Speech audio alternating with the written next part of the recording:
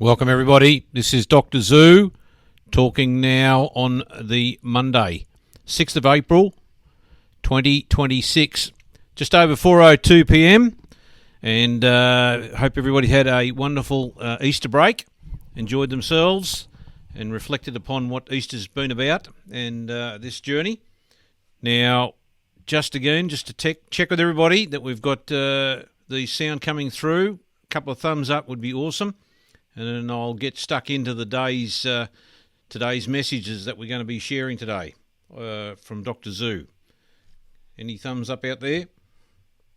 Magnificent. We got one, that's all we need. We got two. If we've only got two listeners, that's fantastic. So thanks, guys, for being part of it. I know we had a bit of people were switching over, of course, with the daylight saving. So that was just the adjustments there. We all get used to the clocks, but it's fantastic, an extra hour to prepare for today's show.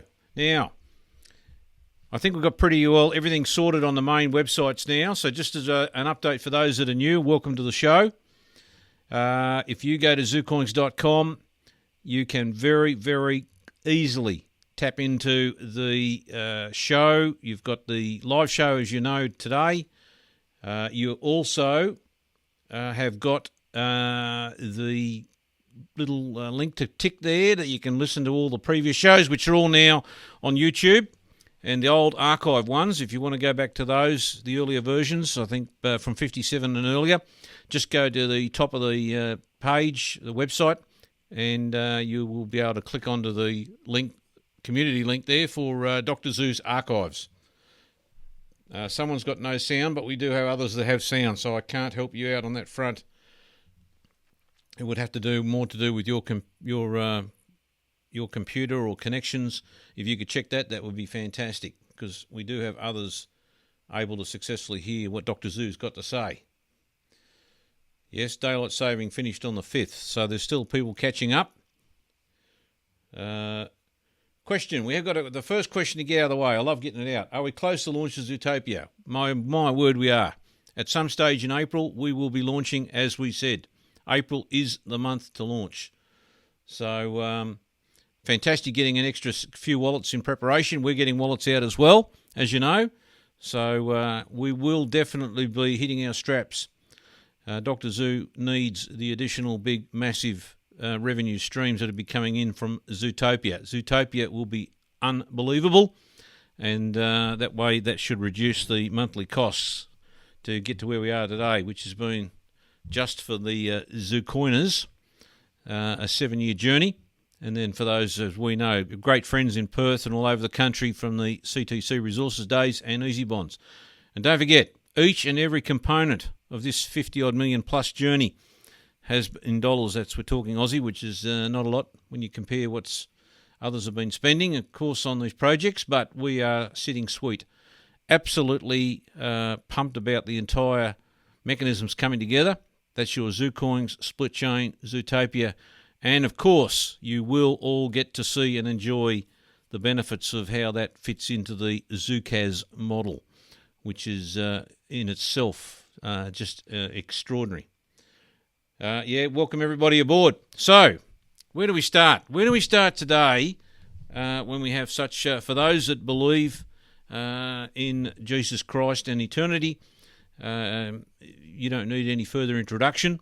For those that don't, well, it's the thing about everything that we do in life is about free will. Free will means you make up your own mind. Some people don't want to take that chance and look to something better, which is what I do here as Dr. Zoo. Having crossed the dark side once, there's a lot more to the day-to-day human existence from where Dr. Zoo sits. But others, you have your own free will. And that's exactly how the concept of free will, since day dot, since Adam and Eve were wandering around and decided, Eve decided that it was time for Adam to take a chunk of that apple.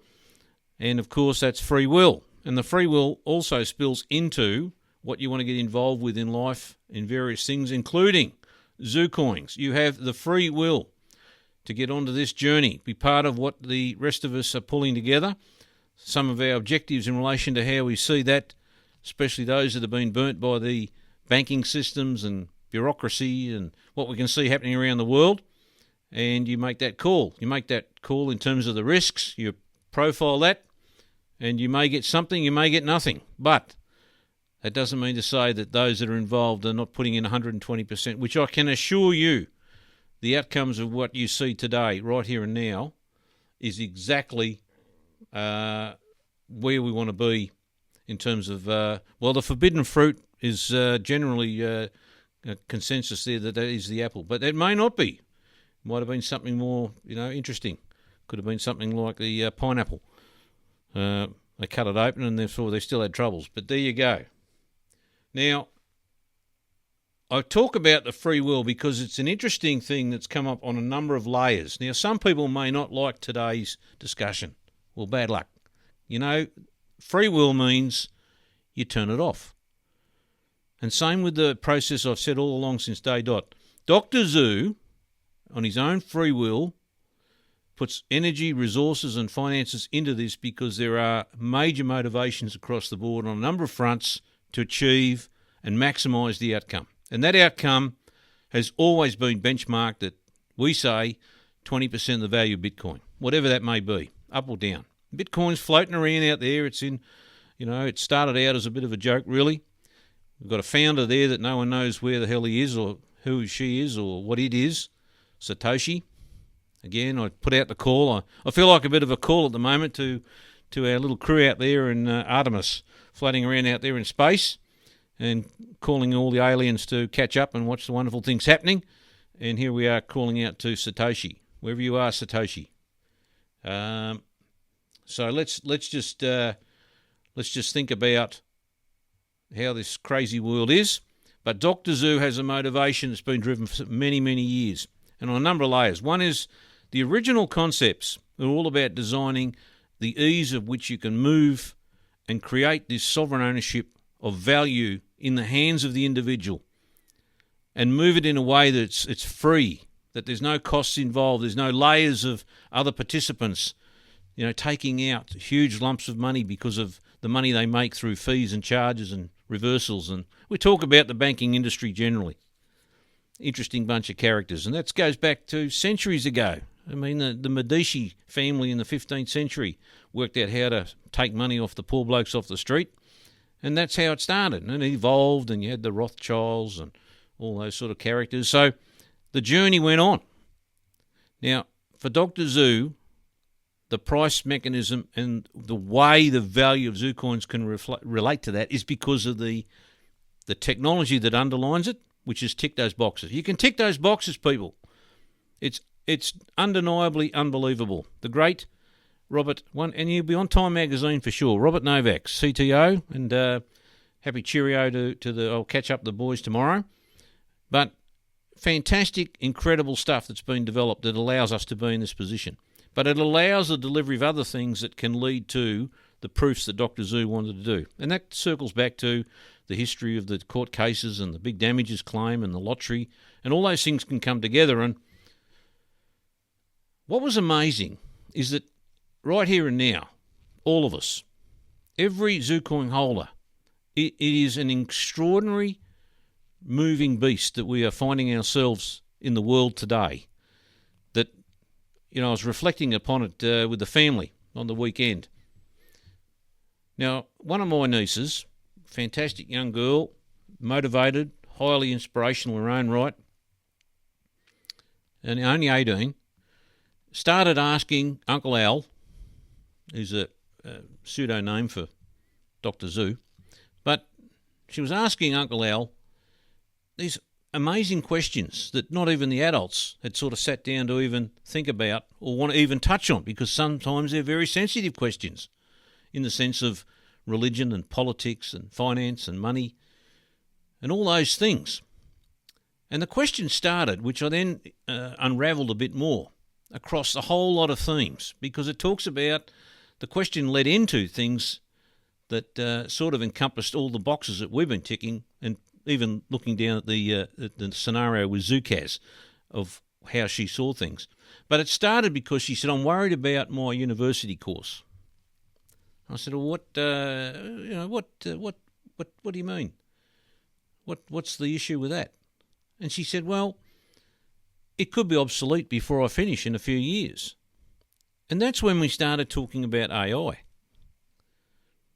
and the impact that was having on her young life at the years of 18. Now, years ago, most of the old Dr. Zoos out there in ZooCoin world, you wouldn't have even thought twice. You either had a trades direction in life, or you had a business direction through family, or you went to university and you ticked a few boxes and you sat down and you focused entirely in relation to the interest or the topic that you would consider yourself for the rest of your life being part of. And bearing in mind in those days, of course, you expected long-term relationships with the employer as well. Well, these days it's not worth a dime a dozen from either perspective. But the point was that you open the book and you say, I'm going to be a lawyer, or I'm going to be a creative artist, or I'm going to be a journalist, or I'm going to go into humanitarian sort of things, or social type courses, or I'm going to become a vet or a doctor or nurse, or any of these sort of topics.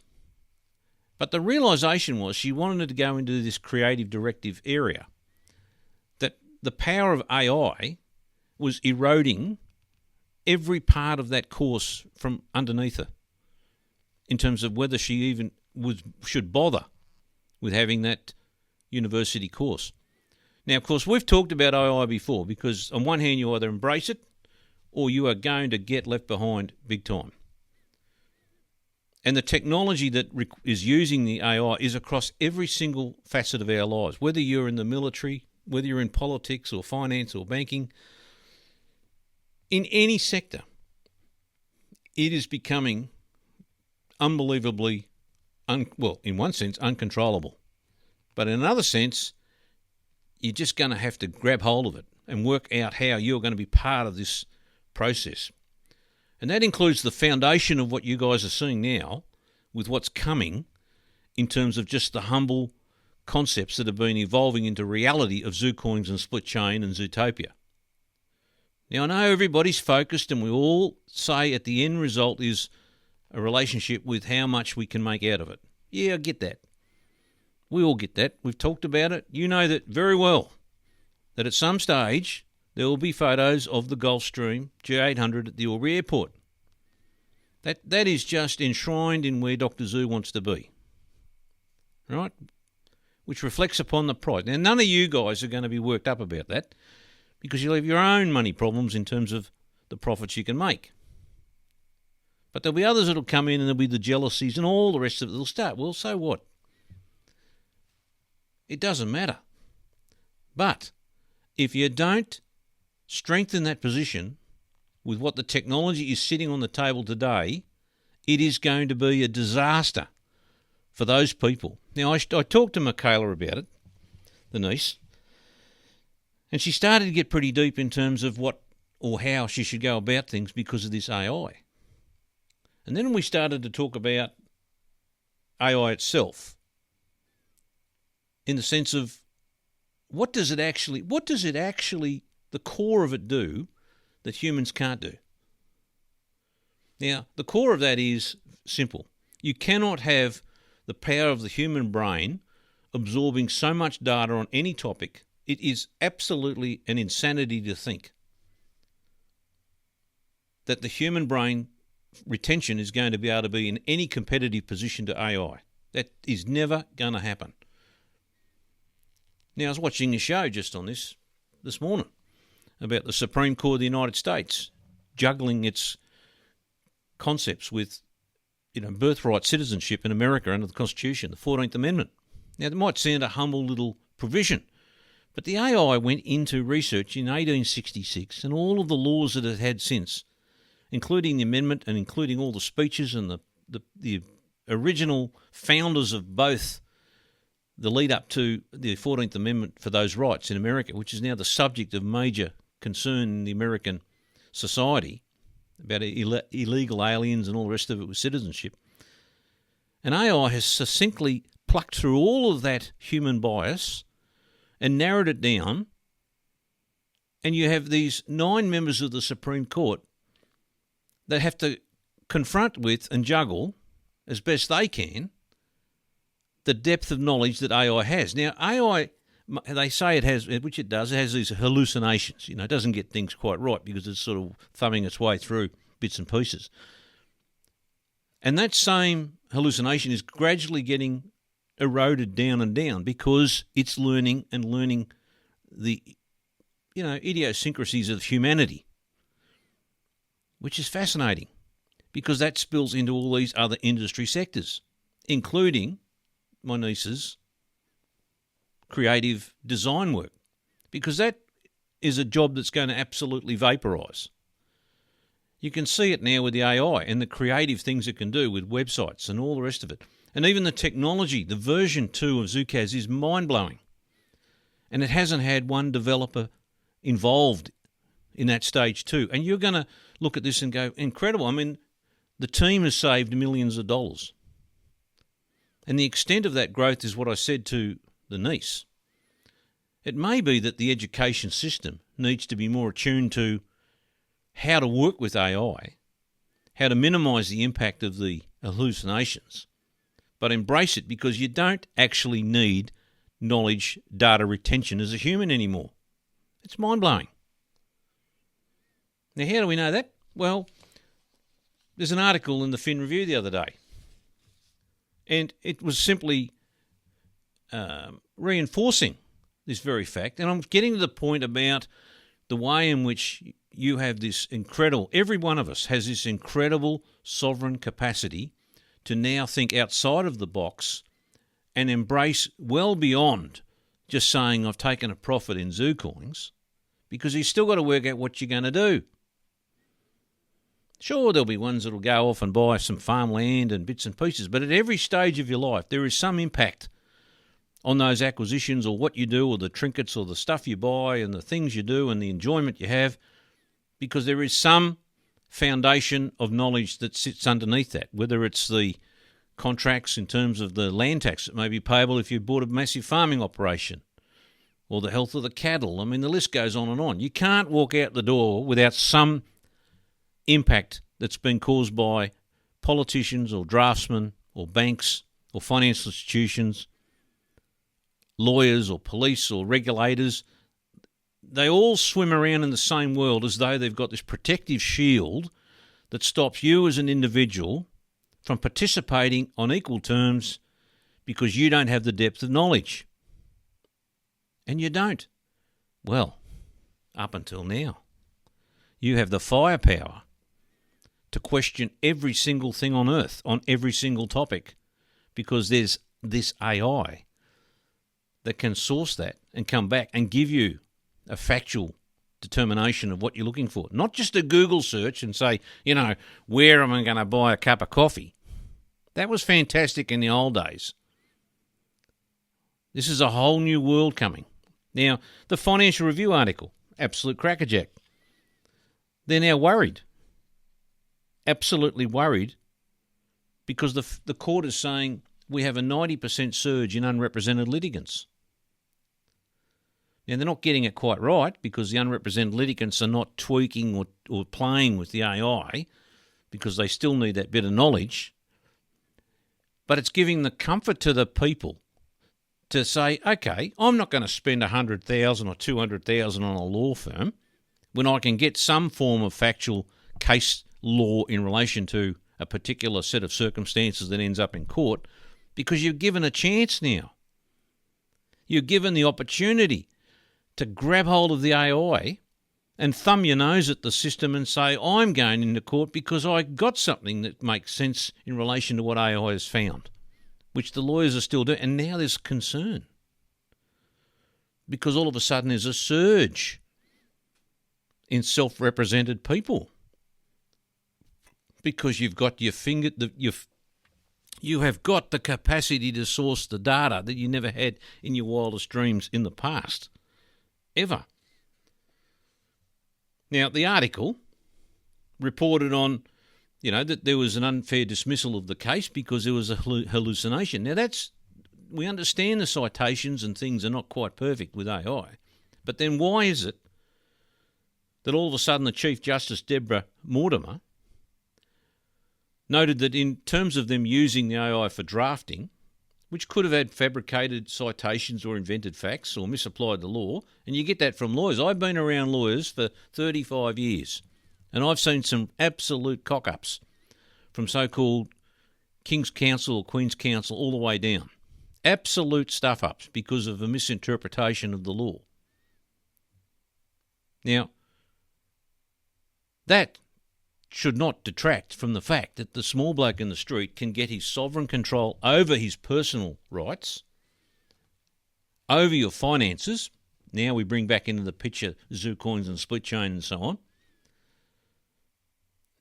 And then also over the way in which you become more productive with things that you can produce of whatever level of interest you have, because AI can be of assistance to achieve that, which is exactly what I said to Denise.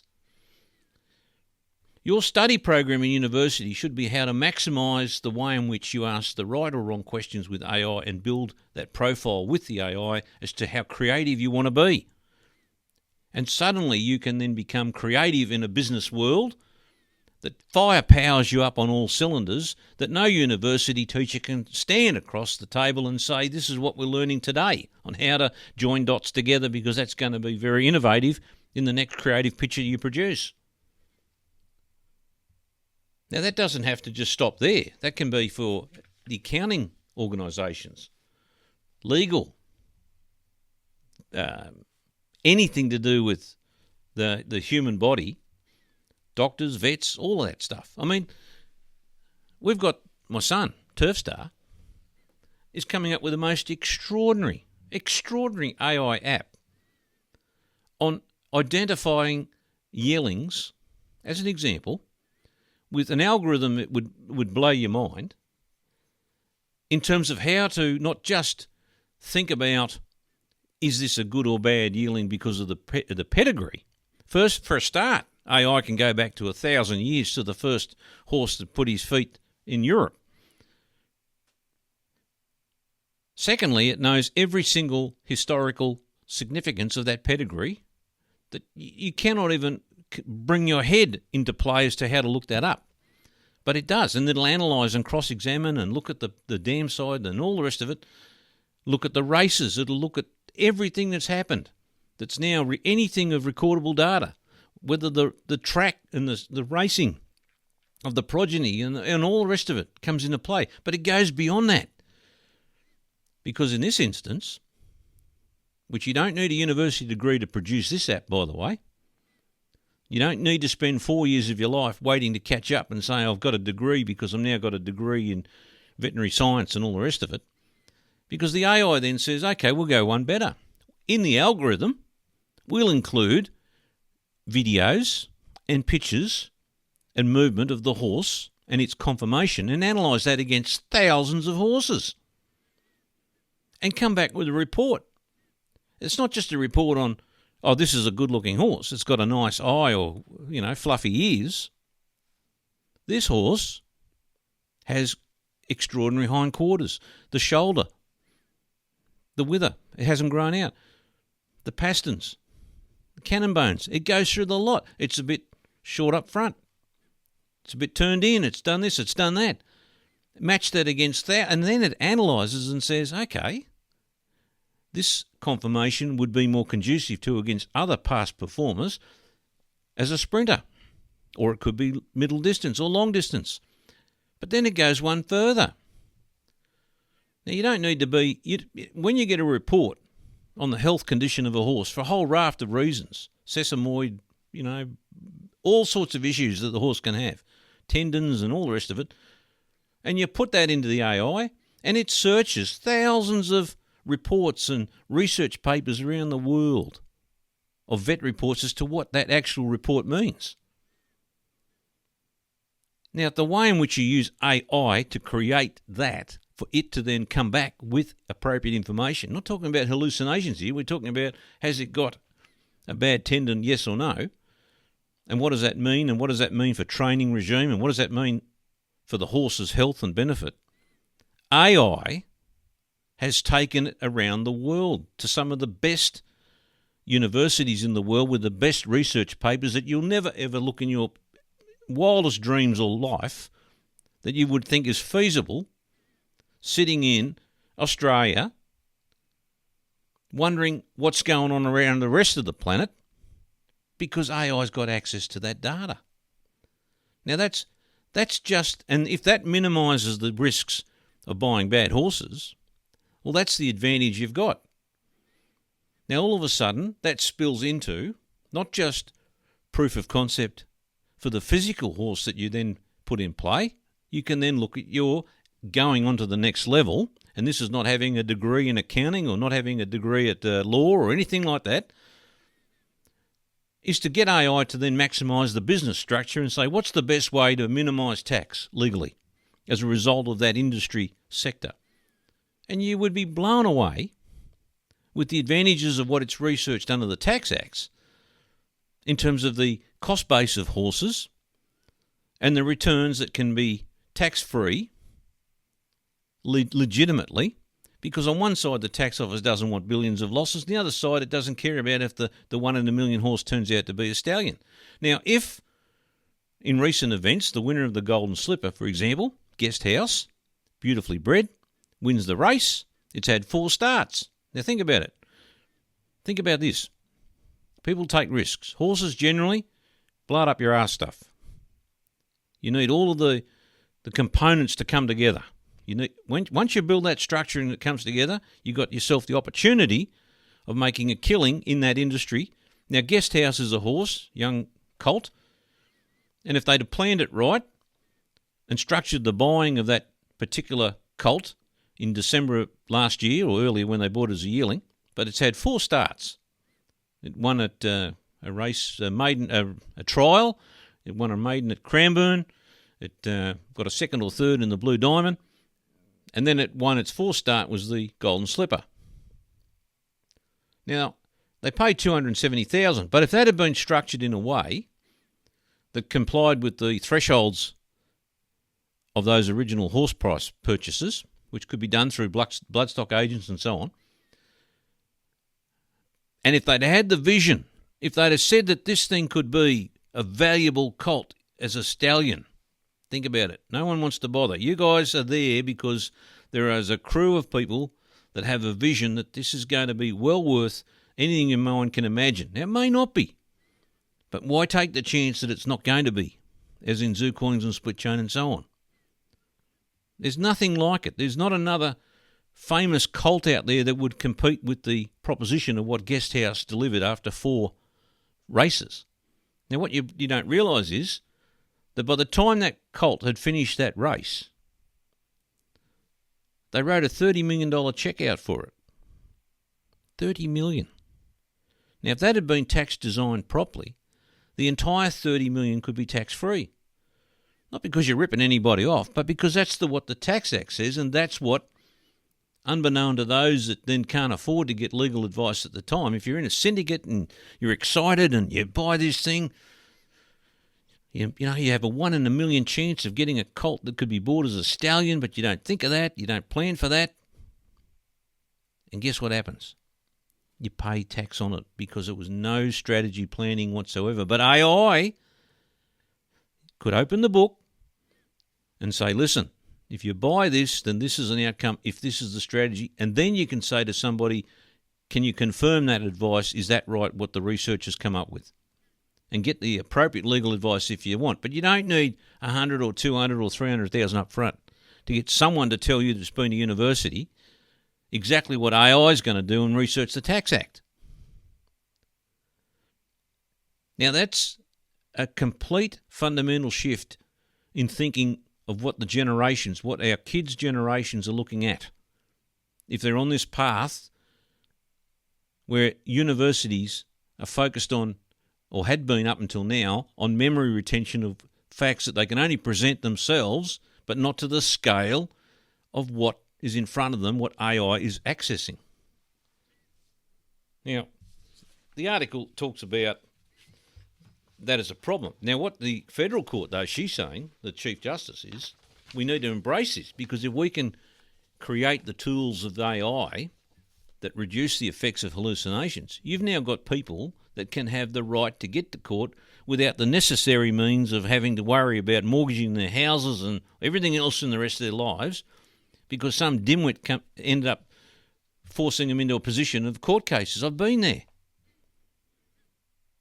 It's an absolute nightmare. Now, if I'd have had this AI, Dr. Zoo, sitting in court, the judge would have been challenged every 5 seconds, because you could listen to his waffle, put that in a recording while you're in court, play that into AI, and seek the responses that is being talked about in court on all sorts of legal points that no one knows what the hell's going on except senior counsel, because they don't want to share that with you as an unrepresented litigant.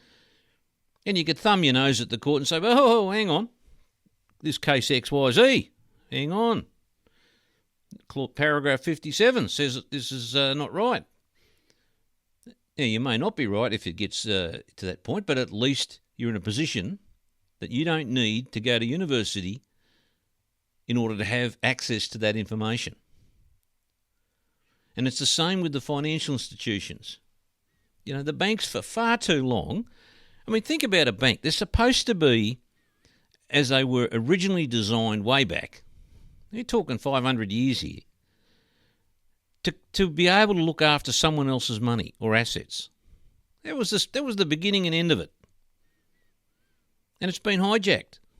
You know, politicians got hold of it, and there's always the pretext there about protecting consumers. Sure. But who has a unilateral contract that says that, listen, I'm going to give you my money, but you're going to have the ability to get rid of my contract or account whenever you like, under whatever circumstances you want, and you're going to act as an agent of the government in monitoring everything I do because I've given you my money. It's an absolute absurdity. Now, there are rules and there are regulations. I get it. We get it. We understand there are naughty people. And we understand that they're trying to breach AML KYC because of all sorts of illegal things that we look at, whether it's cocaine and drugs and tax avoidance. I mean, that's the beauty, tax avoidance. You know, you can solve the tax problem in a heartbeat. You could use ZuCoins in a heartbeat. Fractionalisation of ZuCoins with a small percentage would generate $1.2 trillion a year for the Australian federal budget if you got rid of cash and everything else completely. I've talked about this in the past. Australian budget runs about $800 billion. Costs you a bucket load just to run the tax office. You could have 3 people in the tax office. One watches what comes in, one watches what goes out, and the other bloke watches the other 2. Pretty simple. AI could run the whole damn thing and get rid of the Tax Act. Throw everything out, turf it all out. There goes tax avoidance, which means the money laundering around the world comes to a screeching halt because there's nothing to avoid. All the fair share of taxes is paid as a small percentage. It's pretty simple.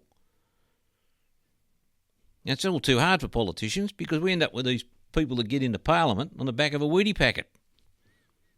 You know, they're popular. Wow. You know, you got people that get into Parliament because they're popular. Extraordinary. Haven't got airheads. And you've got to look at the level of intelligence we have at all levels in state and federal politics today. Doesn't get any better. Now, the point is, embrace this current extraordinary wave of technology, because it's not just the fact that, yes, there's something to be had for the speculation and the risk that's been taken in a ZuCoin, for example. There's more than that. The nature of the beast is such that the technology lends itself for every single person to add value to the product through fractionalisation and Zootokens, which we talk about. And you're going to see this through the first couple of projects that come out of the blocks, big time, because these projects are taken on, one, revisiting the globalisational lottery concept. 30 years ago would be inconceivable to run something as valuable as that was put on the table, which is why there's the $4.3 billion claim. And it's still on the table. Don't panic. Yes, it's taken 26 years, but it's got 26 years of compound interest. It's going to be a rude shock to the government when it goes and finally lobs its way into the High Court. I've said it, it's going to happen. It will happen. That's one product that can be truly globalised. And of course, all of these things are within current global regulations and rules and requirements and everything else. Same with Zootopia. Zootopia is specifically designed to make sure it's globally compliant without all the problems. That's why it's the world's first exchange or marketplace that does not have custodialship of anything to do with coins or money. It's mind-blowing. Sure, there's a few AI tweaks that came in the code because it wouldn't work otherwise. It's brand new. It's a concept that has never been achieved, as is Zootopia, ZuCoins and SplitChain. Then you've got Zukaz.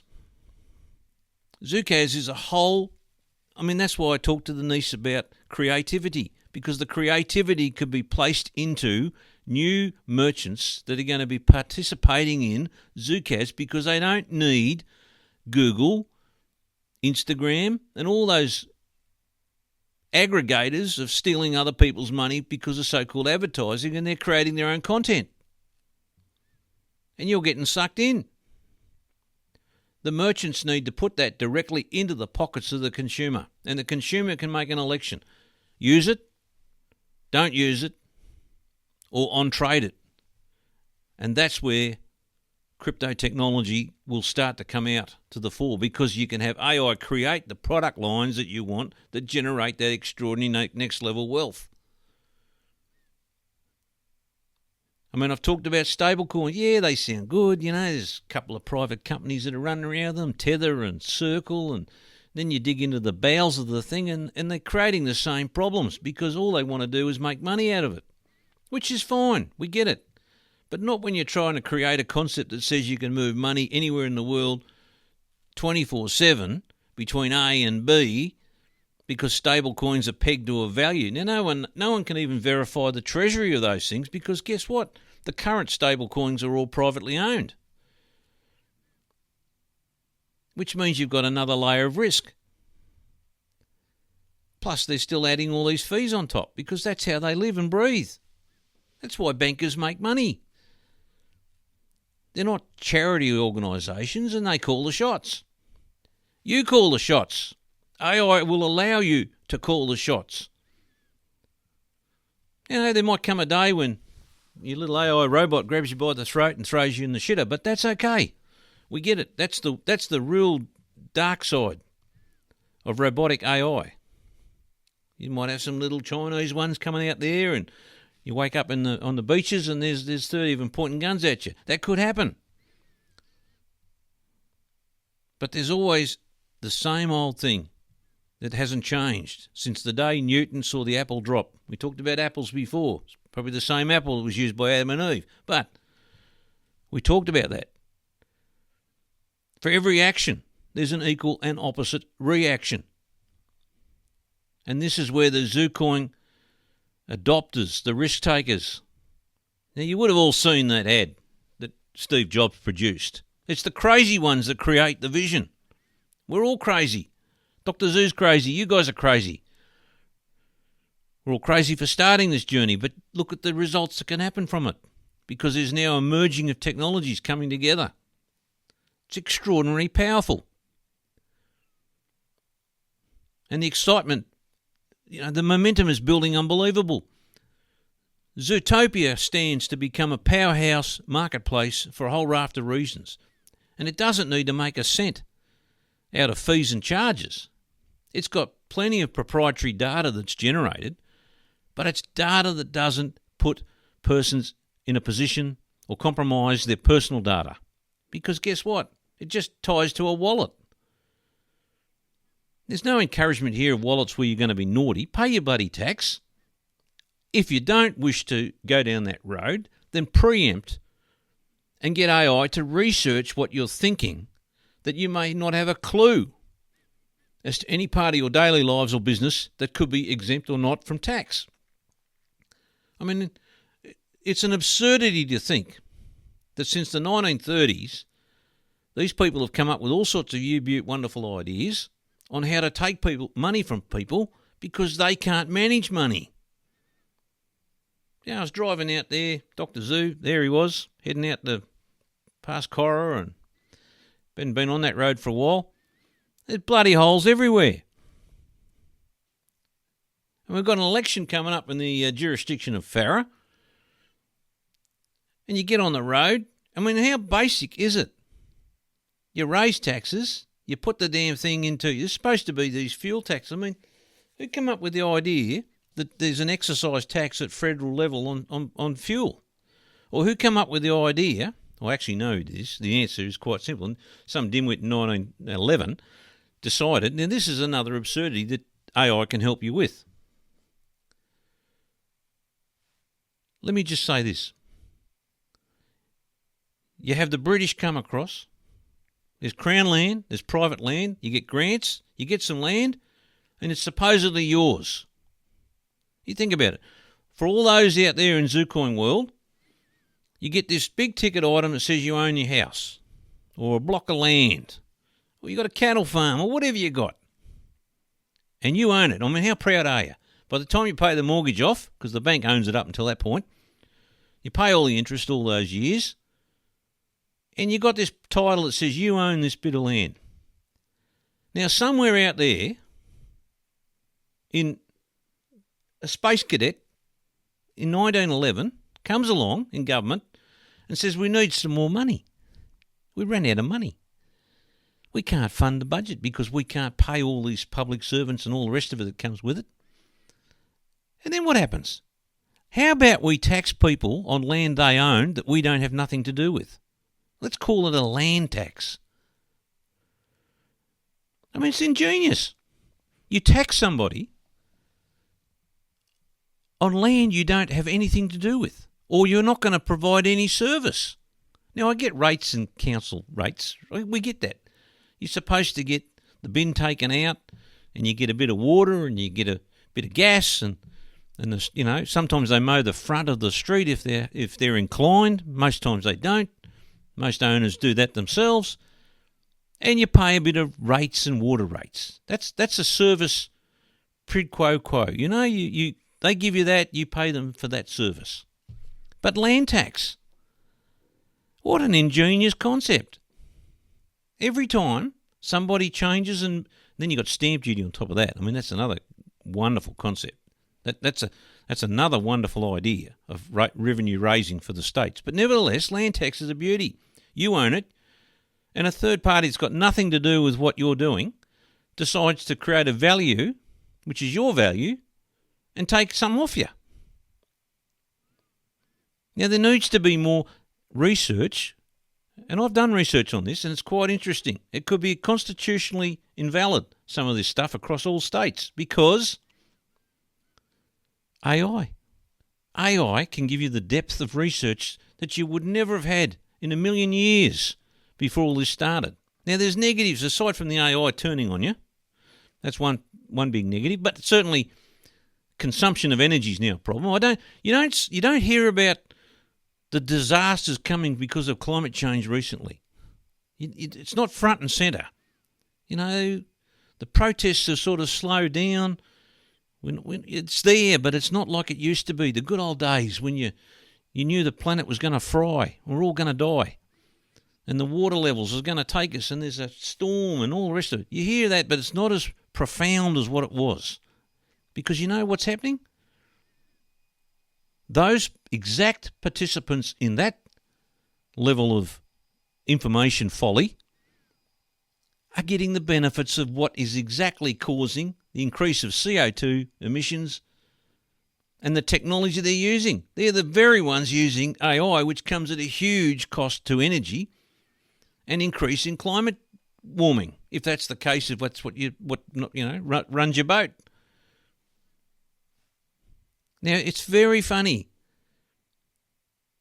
that the users of technology, the users of phones, the minerals that are required and all the rest of it, you can't. I mean, here we are running around with one of the greatest countries on earth with the mining resources this country's had, and we're shipping out all our gas from the Northwest Shelf so someone else can make money. It was intriguing. I was looking at AI to tell me the statistics because of this AI picture that I'm presenting today across all facets of life.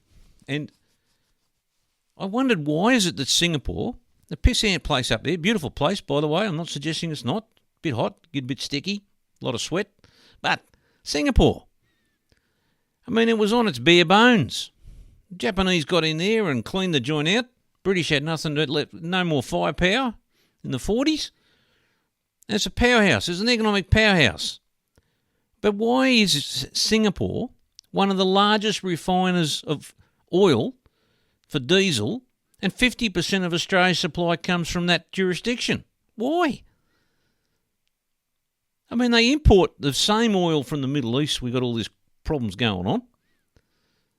And Singapore somehow miraculously reclaims half the sea, builds this little bloody island, and suddenly says we're now going to export all this refined oil as diesel. And we can't run anything without that stuff because Albo's running around and we've got 29 days supply left. Because we didn't build our refineries here in Australia. We've got two left over to do about 20%. Now, AI's telling me Australia should be advancing massive construction in relation to refinement of that oil, because guess what?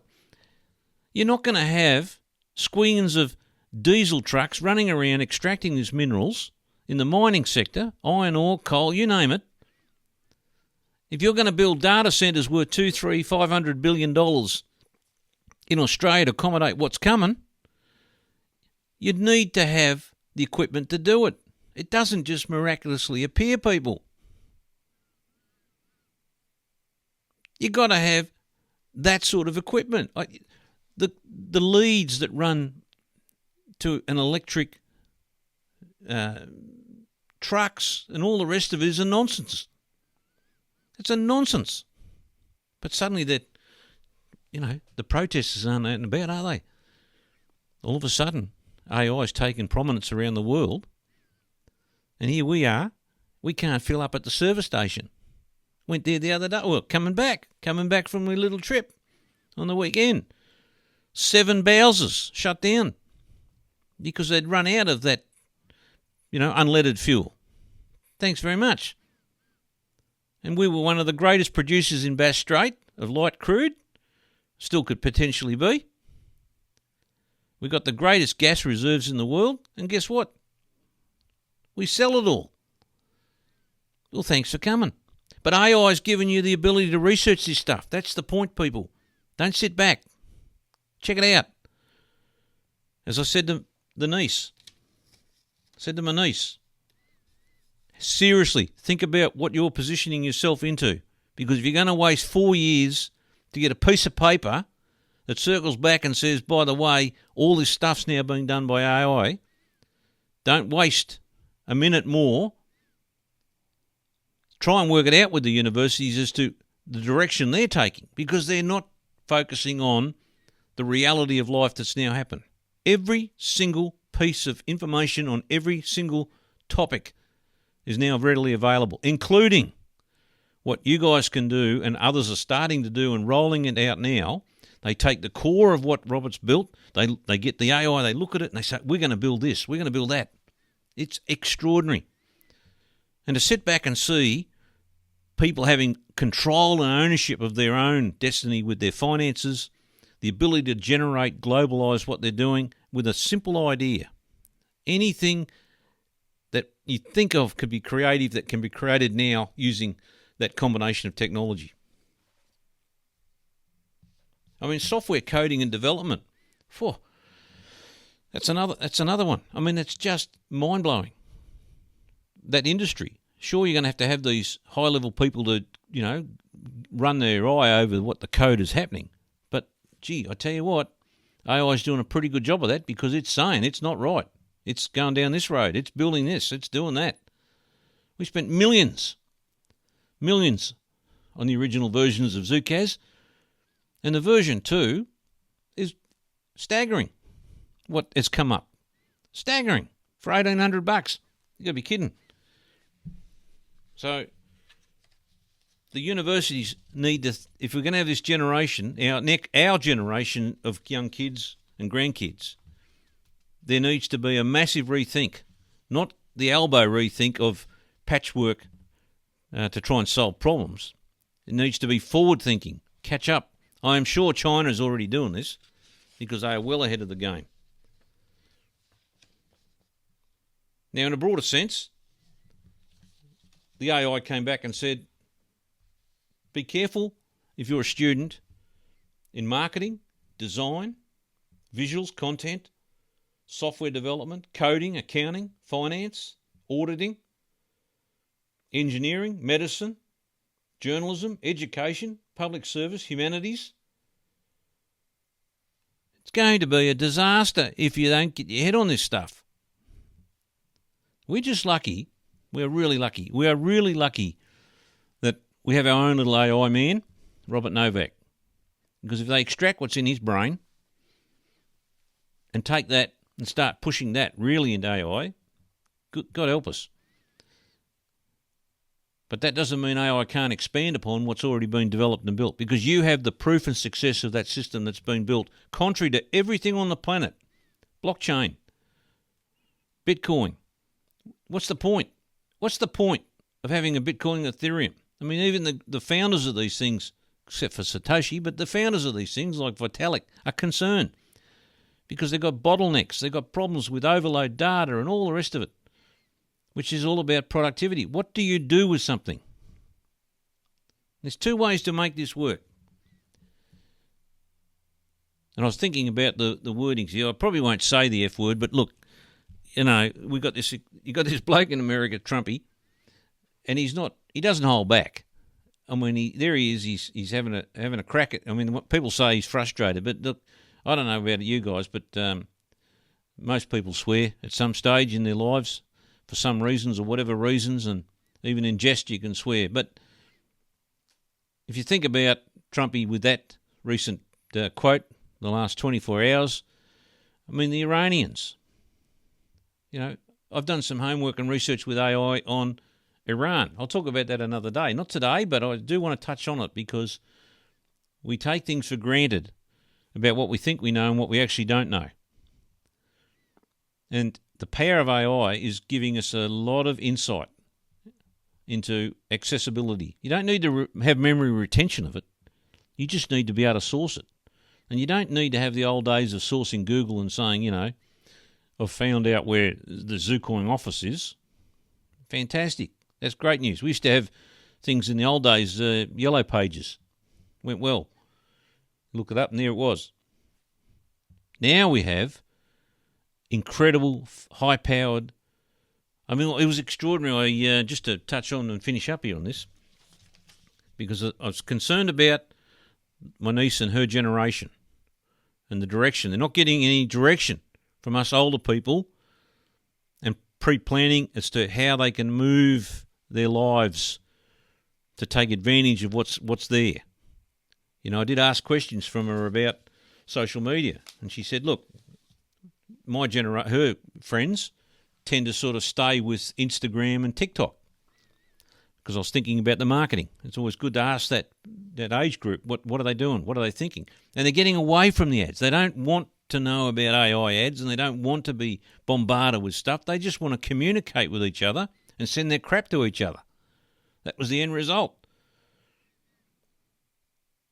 Now, you know, we've got plans there. We've got plans where down the road we talked about it in many episodes way back. But things like now we've got the platform and the ability. There's no reason we can't build out ZooChat, or someone else can do it, make money from it. But ZooChat, peer-to-peer, social media. You need to be put back in the position of power of who and what you want to do and what your data does. That's what Zoocast does, for example. If you're not happy with the merchant, turn it off. Don't put it in your favourites, and you won't get any notifications and you won't get any offers and things coming from that merchant. And the merchant can move on to someone else if they like those offers. If you do get the offers, you can put them on the Zootopia and you can sell them.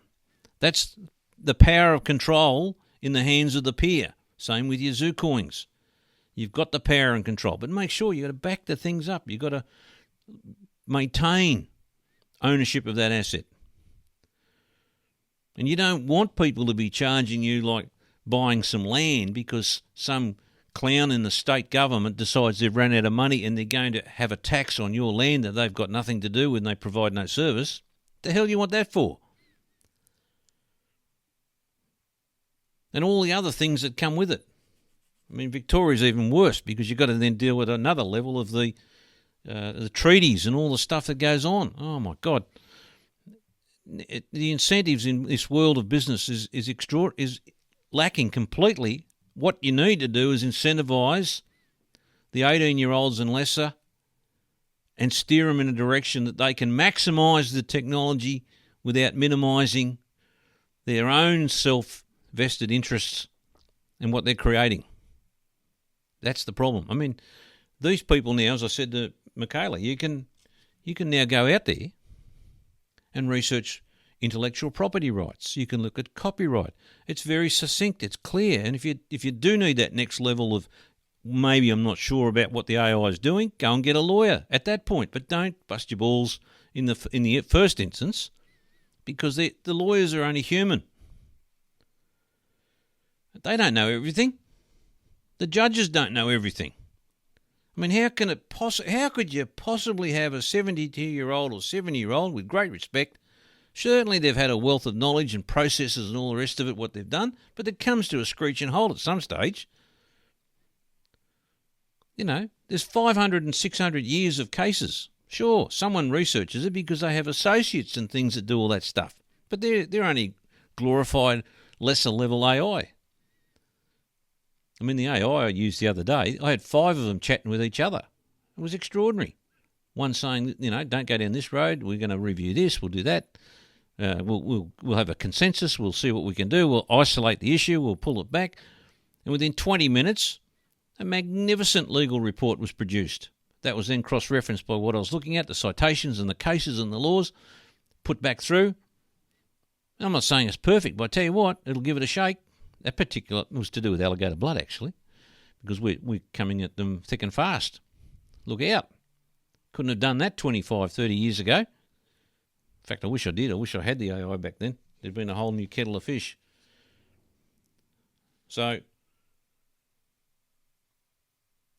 I think the outcome of that totality of the AI is that take the opportunity side. Take for every action there's an equal opposite reaction approach. Take the half glass full. Don't just sit on your laurels because you've now made a killing or will make a killing on ZooCoins. Forget about that. That's what we're here to do. It's all about moving forward with the next stages of how you maximise. You could take 10 ZooCoins and make that even far greater and more profitable than anything you could possibly dream of the original price of a ZooCoin, for example, by tokenising it with fractions. Because the ingenious part, it allowed you to do that. I'll leave you with this as a comparative example.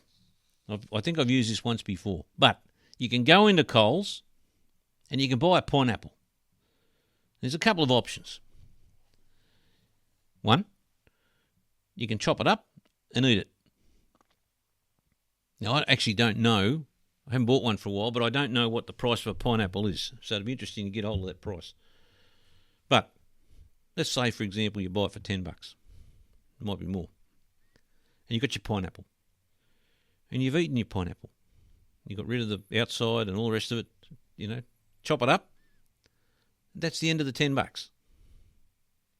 The second option, you get angry with someone.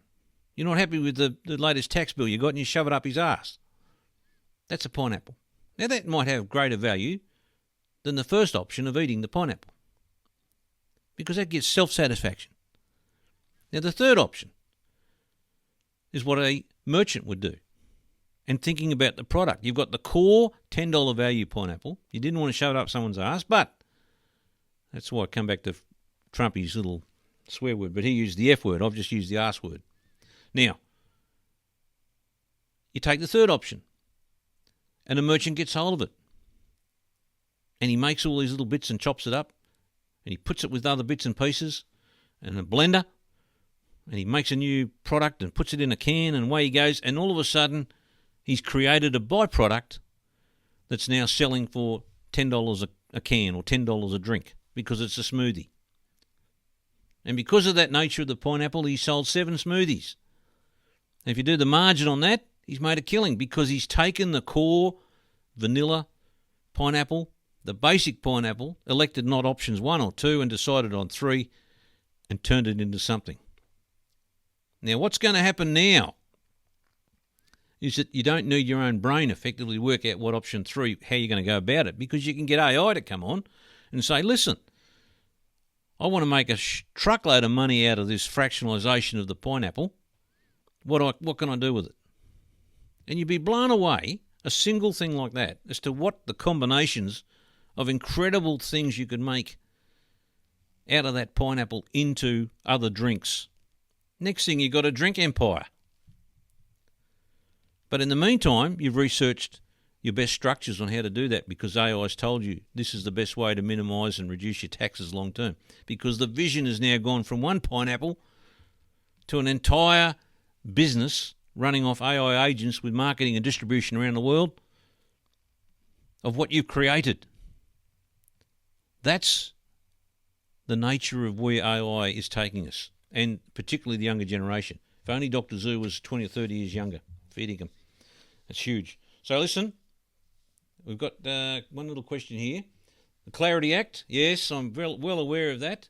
And no, we're not a part of it, but that's not to say ZuCoins doesn't have to be a part of it. The Clarity Act really is, it's funny how it's turned out actually. It's a bit of a mixed bag, because it's the industry getting excited about the certainty of crypto in one sense, but it's challenging now because it's pitched banks against the crypto sector, the way in which the latest amendments are looking at. And we're talking about stablecoins here. Stablecoins are this new U-Butte term that people are getting excited about. From an Australian perspective, just remember, people, that stablecoins currently, there is one product that's trying to come out in AUD, but stablecoins are supposed to solve the problem of cross-border transfers and certainty of transaction, the one-way payment. Remember, we talk about when you send a crypto, doesn't matter if it's Bitcoin or Ethereum or Solana or any of those, or a stablecoin, it goes one way. It goes into a wallet and it's supposed to hit its destination. Now there lies the first problem, because there's been a 60% increase in screw-ups of people sending it to the wrong wallets. We talked about this. This is exactly why ZuCoins is leading the crowd, because it does two-factor. The sender and receiver have to confirm. That gives you certainty of transaction. But anyway, stablecoins are supposed to. Then they say they reduce the fees because you've got this underlying crypto that, a bit like a smart contract, that says that for every one of these stablecoins, it's tied to $1. The risk is there is a regulatory overlay at the moment. The Clarity Act's going to try and tighten that even more, but therefore they're saying that they don't want people to be making money, that is in the crypto space, on stable coins that are held, because they make their money from the treasury that happens as a result of the US dollars that are supposed to be held. Now that in itself can come with huge risk. Huge risk. Doesn't mean there's any government guarantee. You're better off leaving your money in the bank and getting the bank to produce a token and sending it around your bank token between banks. I mean, it's a nonsense, really. And the worst thing is that you don't realise, you don't just wake up one morning and say, gee, I own a stable coin, I'm going to send it to XYZ in England.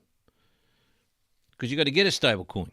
So you've got to go through the front end and go to an exchange. You've got to go through the KYC and compliance. You've got to go through all that stuff. You've got to pay for the on-ramp, whether you're using fiat and all the rest of it. So there's the next risk, because you've got chargeback risk to get the stable coin. You then get your stable coin, you leave it in a custodial at the particular exchange you're using, Coinbase, and then they send it and take a fee. There's a fee into the network because someone's managing that particular stable coin is still run off a platform like Ethereum or a blockchain. So there's another layer there. And then there's the off-ramp. The poor bugger at the end, if it's the merchant or whether it's another person, gets the stable coin and they've got to unload it. They've got to convert it back to fiat. They've got to pay the fees. And what I haven't said in all of that entire process, it all comes with exchange rate conversions. Because you don't just wake up and say, I've got 10,000 Aussie dollar, I'm going to buy a USD stable coin. No way. The banks aren't that stupid. They're going to take a fee off you for foreign exchange conversions.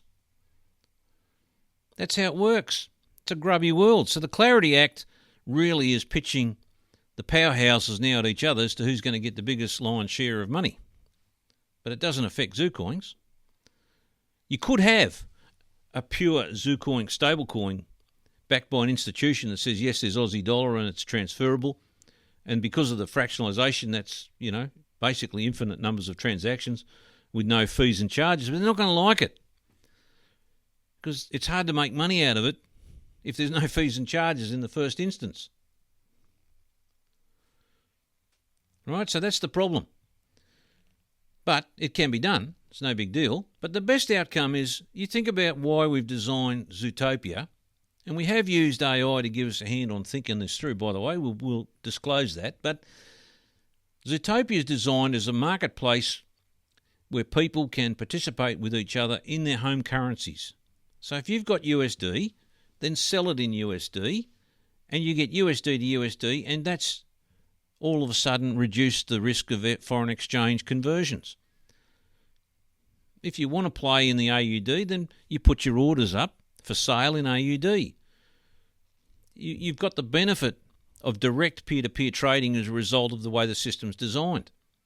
We're not seeking to make money out of foreign exchange. Foreign exchange is massive. The money that's made on that is an absolute craziness. And look, I haven't got time to go through how that works. That's a collection of U-Butte banks that get together and decide how much they're going to make out of different pools by creating. I mean, think about how a FX rate happens.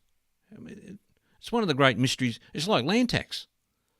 Let's create what we think globally is the value of a conversion between US dollar and AUD. Why is it that it miraculously moves and it's suddenly $1 US worth 70 cents Aussie, or 68 cents, or 75 cents, or 90? Why?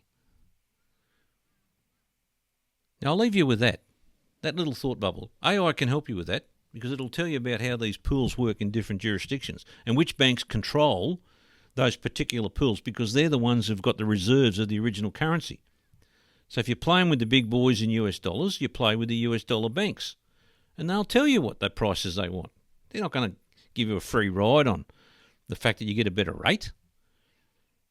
I mean, you go down the Combank or the NAB and they'll suck your eyeballs out of your socket on FX. Some of the institutions are better, but there's a massive differential on FX. There's no differential if you play it between the same participants if that's the jurisdiction you're running in. And if you want to move cross-border, well, that's what exactly ZuCoin does. It is not hamstrung by anything on anywhere in the planet to move it 24 hours a day instantly now, which is that ingenious. I've got to tell you, people, the pre-Christmas gift that we got from Robert on the notifications was mind-blowing. You cannot underestimate how powerful. I mean, fractionalization is powerful in itself. Two-factor is powerful. The split-chain node is powerful. But notifications and instant transfers and the speeds of which he's got that running now in the split-chain, absolutely extraordinary. Second to none. Incredible. Nothing will compete with it that'll allow for that volumes of transactions. So I say to you, think about not just you guys, yourselves, think about your grandkids, your kids, the younger ones, because they're going to be lumped with some huge problems if we don't give them a hand. We've got to give them a hand, people. We've got to give them opportunity.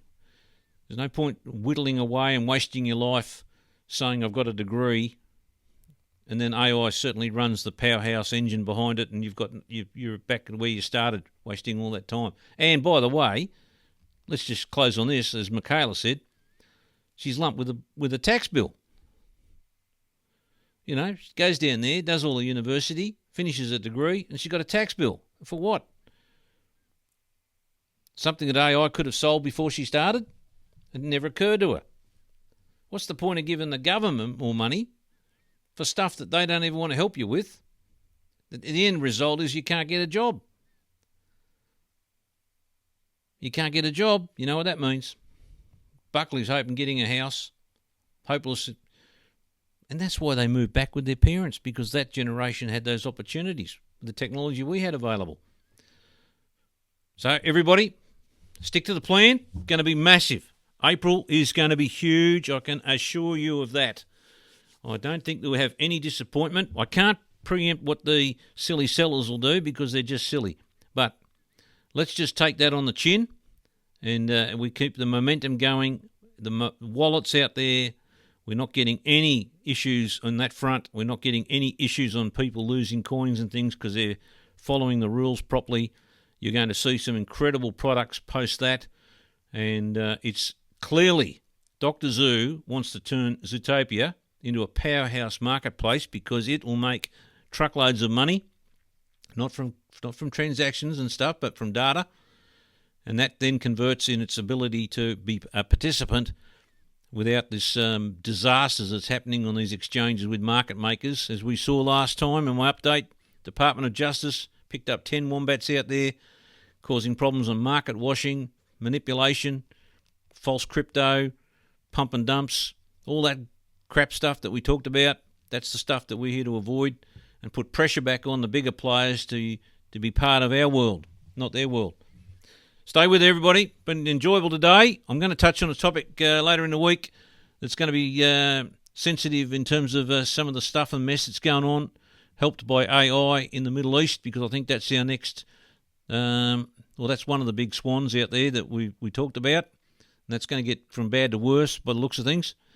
And there's a historical reason for it. So I want to cover off on that so you can at least brace yourselves, because it's going to be bloody amazing on that front. But it keeps us going where we're going on our front. Wednesday, for those that are listening, Wednesday, big day. The great Rotogilla is back in action at Newcastle. Hawkesbury. Race 5. Race 5, Hawkesbury. Rotogilla, that's alligator spelt backwards. He probably good each way, but he's certainly he's back in the ring, and we're excited to see that name up and about. Because, as you know, people, alligator blood means to be tenacious, resilient, and never give up. So don't give up. Stay with that half glass full. Dr. Zoo will be happy. Cheerio, everybody.